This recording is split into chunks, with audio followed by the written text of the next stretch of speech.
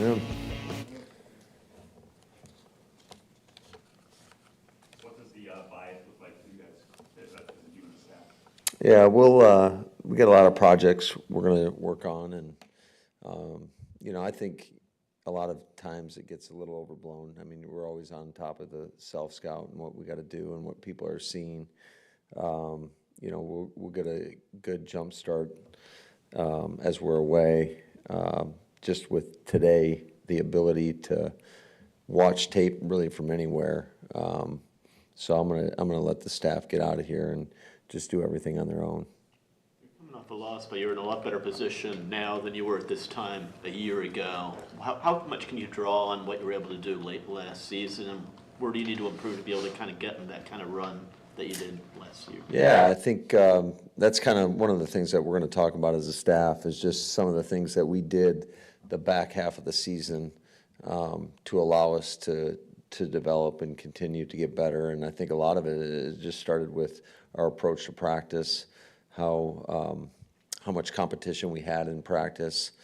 I thought it made practices have more energy, and I thought it reflected in our play, quite frankly. So I think it's just one of the things that our staff is doing with each individual today is there's got to be a focus on one thing that we can all improve upon, because all of us can improve in some area.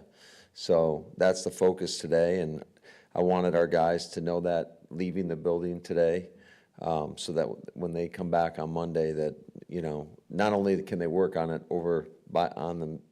on their own for the next 6 days or whatever, but when we get back and have practice next Monday, that there's got to be an intentionality behind that. You mentioned all the things yesterday that need to be cleaned up in the second half. Is it almost harder to do that and to emphasize that when you are 6-3 as opposed to a year ago you're 3-6 and the losing kind of speaks for itself? No, I think you guys know our mentality it's you got to go 1-0 every week, and you got to focus on just your daily process, trying to improve daily. And so I think you just always keep the focus on the task at hand, and you can't worry about the results. I think that was beneficial to us a year ago when we were sitting at 3-6. So we better take the same mindset, because things can flip in a hurry in this league if you just don't focus on the task at hand. What do you make of where this football team is, that maybe you haven't put together your best game yet, but you've still been winning a lot of games. You've still been able to get to Yeah, I think we've had good moments of playing good complementary football, and then we've had some not so great moments. And I think some of the mistakes maybe that we've made the last 4 games that we've won showed up yesterday against a good football team, that it's hard to overcome those in those moments. So Detroit played a clean game. I mean, when you look at it, they played a clean game. Didn't make any critical mistakes, where we had a handful of critical mistakes that really came back to bite us. How do you determine whether to receive or defer when you win the toss? It's kind of a gut feeling for me. I mean, don't get me wrong, there's sometimes I ask, just, hey, what's their record versus when they get the ball first, and, where are we at? So I think every week's a little bit different in terms of, and I would say the last year, when you talk about the back half of last season to this year, we've been a little bit more aggressive in that approach of taking the ball, whereas previous, 4.5 years, we always deferred. So I think there was something to just getting a lead. I think that, playing with the lead, it worked out. It kind of, in terms of we went down, we got 3 points on the board. Unfortunately, they were able to answer and score a touchdown. But I would say this, that every situation is a little bit different. You got to factor in a lot of different things in terms of the opponent. Where do you feel like you may have an advantage? Certainly, I do think the weather comes into play at times. So I think we take it, on a case-by-case basis.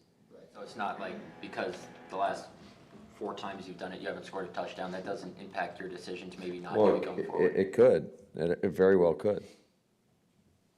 Were you under center a little bit less just to try to help Jordan and not have Yes. him move around so much? Okay. Where were we at yesterday? I think I said that, Rob. I'm just kidding.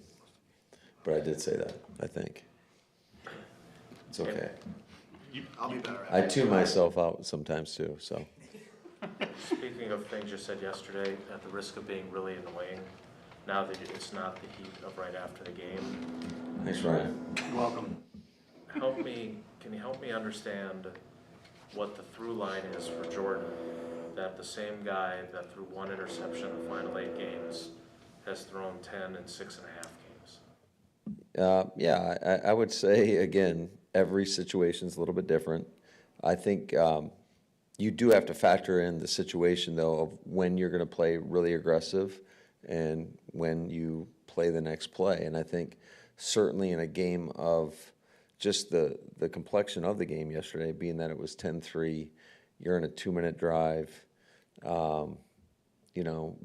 It all started with the protection. We didn't protect the right way. So there was some leakage inside that flushed him out of the pocket. I think he would agree with you that in that situation, he's just got to throw the ball away and live to play the next down. I do think that's one of his strengths, is his ability to make off schedule and not wanting to give up on a play. And I admire that, but I think it's just you got to factor in the situations. There's certain times, certainly in a 2-minute drill, I would tell you is one of those times, unless it's like, you're on the plus side out of field goal range and there's very few seconds left. I also think in the red area, because there was one late in the game in the 4th quarter where he probably held it a click too long and the ball got hit and it was in harm's way. But I think every play is a little bit different. So just to make a blanket statement. I don't think that's fair. So the interception yesterday, though, you're being aggressive there, right? I mean, the play, if it's blocked up well, you've got Reed down the field, right? Yeah. So you have an aggressive mentality too, and you like that about Yeah, I mean, I think every situation, here's what I tell you. I thought we were protecting pretty well. I thought he was having time to progress through the reads, and you know, they brought a pressure. I mean, it was a good look. We call it a coffee house, where they had two backers mugged up in the A gaps. They had Joseph down on the weak side, and they brought 4 to the weak side. And basically the backer bluffed like he was going to drop, and then he came. And so we got fooled on the protection. But I felt like, and it was a longer developing play. Obviously, if I had to go back in time, I would rather have a quick hitter and just get the ball out of our hands and then get on the ball and play the next play. But, you know, I thought our protection was pretty good. I thought we had a chance to dial something up down the field. And obviously, you know, hindsight's 20/20, but it didn't work out very well. And that was obviously a pivotal play in the game when you think about, okay, usually you're thinking, at least what I was thinking was, worst case scenario, it's 10-3 at halftime, and they get the ball, knowing that they get the ball. And then they went down. We had a critical penalty. They go down and score. And so instead of worst case scenario being 17-3, now you're down 24-3. And that is, it was obviously too much to overcome. That is a tough deal when you're playing a really good football team. Last thing. So the fine line for you is, you love his talent, you love his mentality, you love his aggressiveness. It's just making sure that he understands that sometimes the situation just doesn't call for all those good qualities that he has. Fair? Yeah, I think every situation, like I said, is a little bit different. Matt, we've obviously. I don't know if I answered you, but You didn't that time, no, but that's probably a good thing. Because I'm not answering you the way I really want to answer you right now. Now I want to know what that is. Okay. No, I just, you know, he's competing. He's a competitor. You know, I think every situation's a learning experience. Unfortunately, that was a bad one, and hopefully we'll be better for it next game versus the Bears. With Don Tavians obviously gets open. He had a great year at times last year. He's had a lot of drops and stuff. What's the plan? How do you get him going? Or otherwise, at some point, you have to kind of fade him out of the rotation. But you have other guys who are really good, obviously. Well, we see him do it in practice. I think that's where it starts. Obviously, you want those results to correlate to the game, and I'm a big believer in practice preparation equals game reality. But I think it just comes back to the fundamentals. And hey, listen, I get it. It was a wet day, and that's never an excuse. I do think that when you look at some of the drops, we weren't being really, our fundamentals weren't necessarily right, the way we coach it and the way we drill it in terms of being aggressive with your hands, and we were allowing that ball to get in our body too much. You know, so that happened on that one kind of slant play on the 3rd and 3, and then there was another one, obviously in the end zone where the ball was certainly behind him. I just think that's a play that he's got to be able to make, and that he is certainly capable of making, and I've seen him make it. I wasn't talking so much about yesterday as, like, over the course of the season, you know, whatever numbers you look at, he's #1 in drop percentage and last in catch percentage. The reward, I guess, hasn't been there overall throwing the ball to him. Yeah, well, we got something to work on, I guess. Matt, what do you like about what you've done so far and where you're at this season? Well, right now in the moment, there's not a lot to like, because it's just so fresh, you know. But I do think I think our guys are working hard. I think there's a lot of room for improvement, which is exciting to me. The fact that we've been able to win 6 games in various ways, I think that is a credit to our guys. I do think we got a resilient group. I never felt like yesterday, even down 24-3, I didn't feel like there was any quit in our team. I thought our team kept battling. I thought defensively, certainly we had some good moments there at the end of the game. We had, I want to say, consecutive 3-and-outs. So I thought there was a lot to like. It's just, you know, when we watch the tape, I just think there was a lot of missed opportunities as well. And I don't know, how else to put it that way.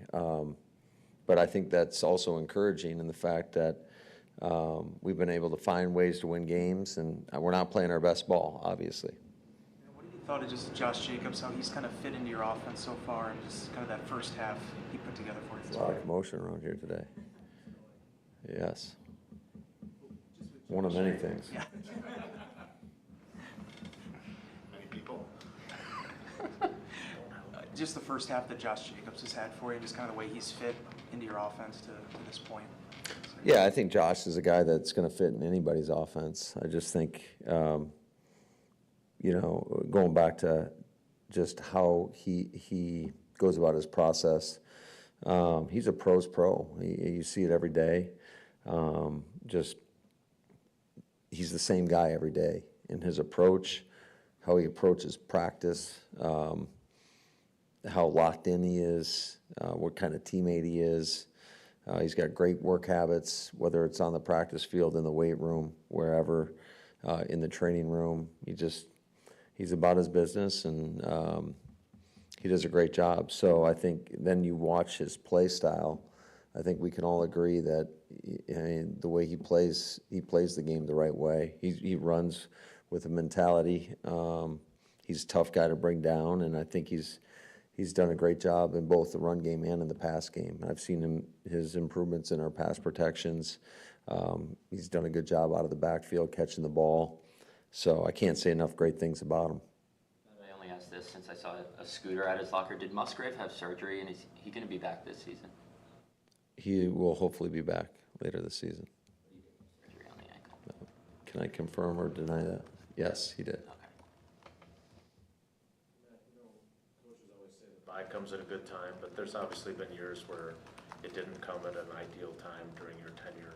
Is this perfect, though, in terms of splitting up the season? You got some guys that are pretty nicked up, especially your quarterback. Yeah, I would say, I mean, I try not to read into that too much. I mean, the bye is the bye, the schedule is the schedule. You just adapt to whatever it is. And but I think for us, the only thing that is hard is to go on a bye after a loss, because this loss will sit with you for a long time. So we got a lot to think about, I would say, over the next 13 days before we play again.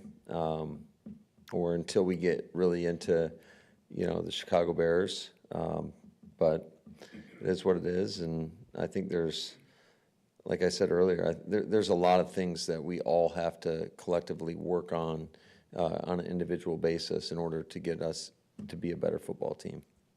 I don't know if this is something that you'll kind of uncover in the Selfscout, or if you have a good feeling on it already, but the penalties, what's your sense on why they continue to happen? It's not like you coach it that way, obviously, so what?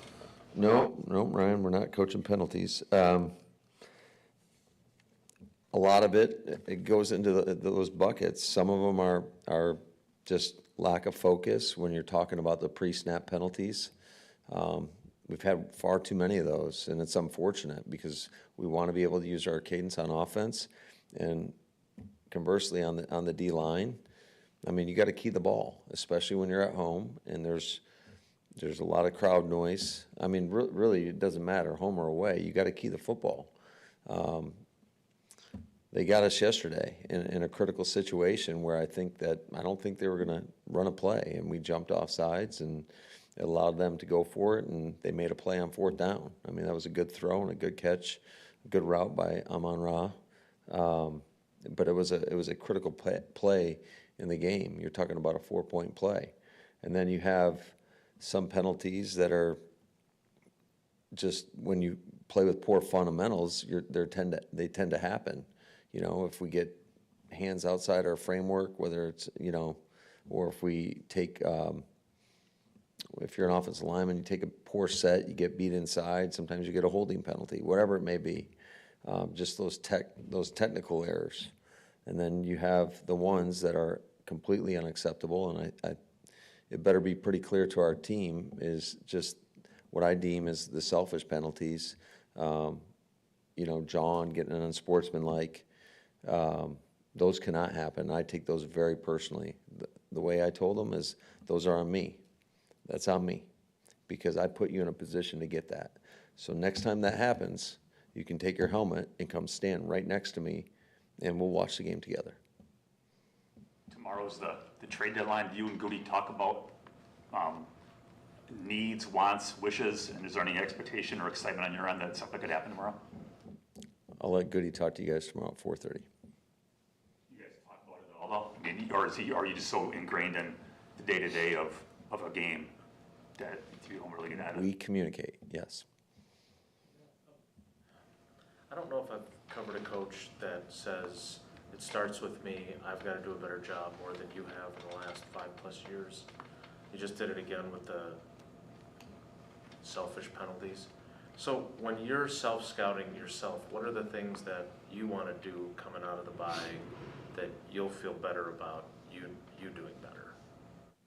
Are you talking about me personally? You know?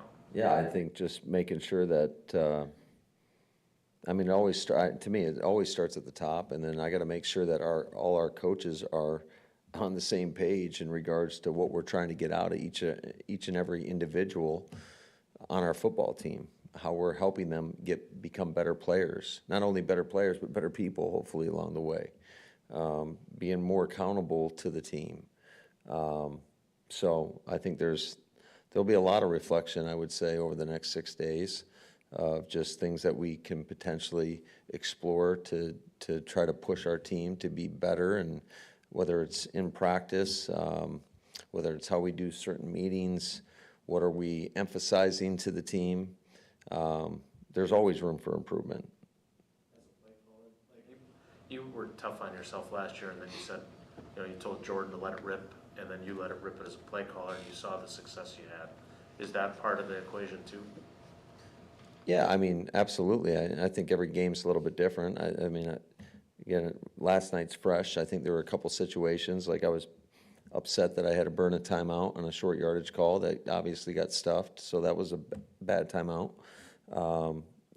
Credit to Detroit. They did a few things that kind of kept us a little bit off balance. So to me, it always starts with the plan and trusting your plan. And so you got to make sure your plan is a better plan so you don't get caught in those situations. You try to comb through it each and every week. I feel like our process, and I'm talking about myself as a play caller, has gotten better over the years. Certainly feel like there's very few instances where I feel like totally caught off guard. So when those moments happen, it's kind of like you want to smack yourself in the face because you don't want them to happen, because you put your team in a bad spot, because those timeouts are, especially in the second half. I've told you guys this, I think, before. The first half, a little more freedom with the timeouts. If we have a bad play call, I don't have a problem popping a timeout. But in the second half, you absolutely have to do everything in your power to conserve those timeouts, because you just never know when you're going to need them. Thank you, guys. Thanks, guys. Have a good one. See you next week.